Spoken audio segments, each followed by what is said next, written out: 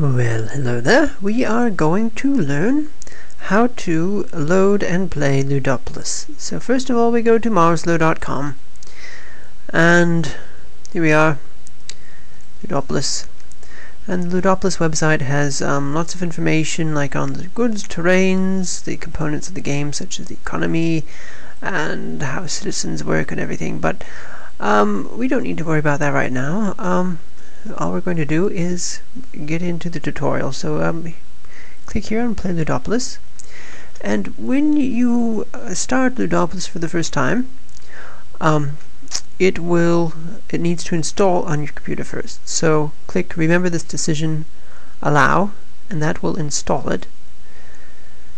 And this only works in Firefox, so you need to be in Firefox to install it.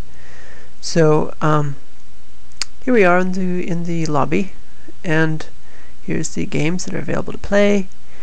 And over here is our name, and the name is randomly generated. And unless you happen to be terribly fond of the randomly generated name, you probably want to put in something of your own. So, and your name is also going to be the name of your country. So, anyways, just pick a name that you think you like, and you don't need to get an account or anything to play the tutorial or the experiment game or the playtest. All you need to do is log in, and you don't even need to set your name. Just click here on Play Tutorial, and then we start up. And right now we're not going to cover how to do the tutorial or anything. We're just going to look at the interface. So when you first start the game, you're going to be confronted with this welcoming message, and it's going to ask you what you want your playing piece to look like. See right here, that's our playing piece. And so just click whatever will help you remember where you are. And right here, show me the interface is useful if you're playing by yourself, but if this is your first time. But I'm going to show you the interface anyway, so I'm not going to do that. So here we are.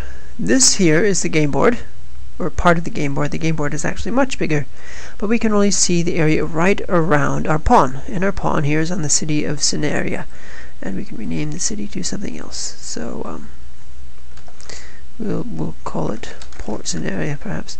There we are. So this is our view of the game board. Here's the city where we are. Here's the pawn. Up here, the gems are our action points. Here's the year. The year is how many turns there are left in the game. There's 117 turns left. Each turn we get another gem. So we'll go into that in a moment. This purple stuff, that's the tutorial challenges. We're not going to cover those, so you can just close them. And so here is the city information, and it tells us all about how many people are there, who's coming and going, and why, how many, like the workday, housing, culture, very important. That has to do with our score. The higher the culture, the faster we gain score, and some tips in what the city thinks it needs next. And here is the goods list.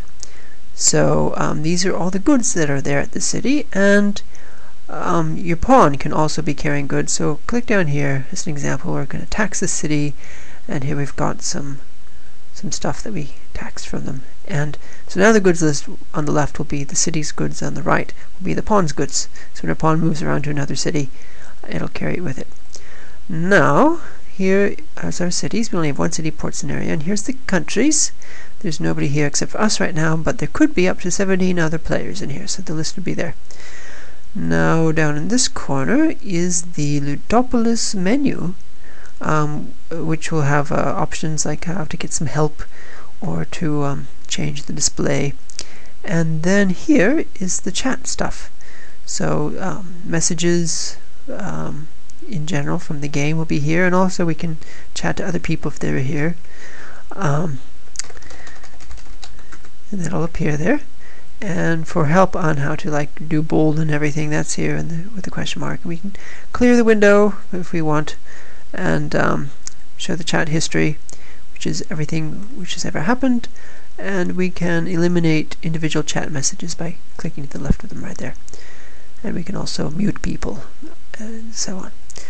So now just to give an example of moving around, let's make some cities. So right here, if we click up on the gems to spend our turns, click on the gems. That's one very simple way to do it. So here we are. We have 18 turns to spend. And there's a handy little chart here that shows us that each turn we get 1 sunstone, and an emerald represents 3 turns. So you can have 18 turns build up. So now the counter up here in the corner shows how many seconds there are left for the turn. So turns will keep on going even if you don't take them, and with 18 people playing the game at once, you wouldn't want to wait for everybody to finish their turn. So you can just rack up your turns. If you wander away from the game, come back and spend them. So let's create a new city. I'm going to create it kind of close in. See the amethysts in this ring, so I'll create one rather close, and make another one. Here we are.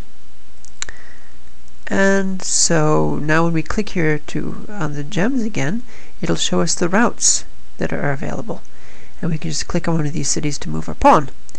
And see, the ones that are close enough, it'll only cost 1/4 of a turn. If they're further away, it'll cost 1 whole sunstone to move there. So we can also move by dragging our pawn over there, etc.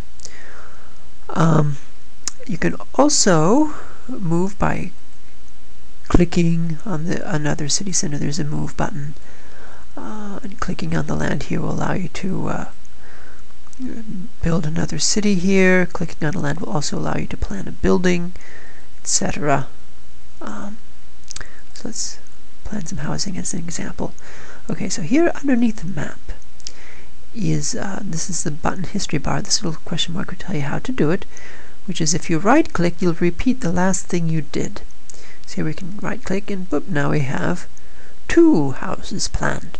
Now if we want to repeat an older action, we click on the older action and it moves up to the front. Tax, and now we right click and we tax again. There we are. Wonderful. So that's how the history button bar works.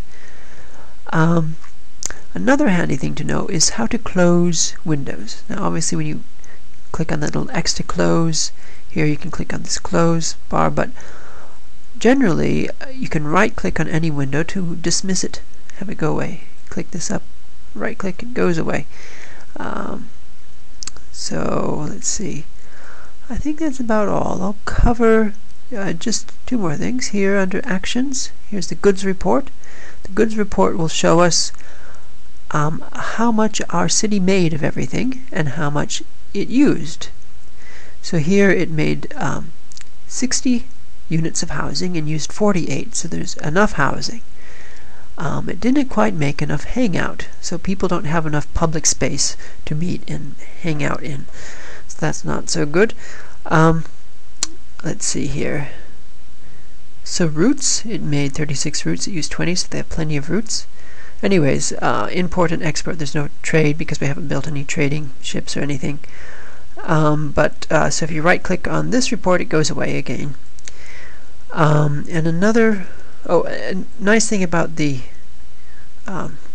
goods report is down here it will show you the traders that are active in the city, and that can be very interesting, especially as you start to have trade. So you'll be visiting this a lot, and the trade history as it goes up higher and higher. So if you have really good cities, you'll see a lot going on there. At any rate, another thing I wanted to look at is if you click above here, it will show you all of your cities. And the culture that was there, the population when you last visited, how recent your data is. Oh, and then if you right click on one of these cities, it will show you what it looked like the last time you were there. So you can remember what it was like there without having to spend gems to go back and check. Although going back and check is a very good idea since it's kind of out of date. Right, so here we are. Welcome back. It tells us how it changed. Anyways, and one other thing. Right here is the done button. We can try to make the game go faster. It's only there in tutorial games to help speed things along, and I think that covers it.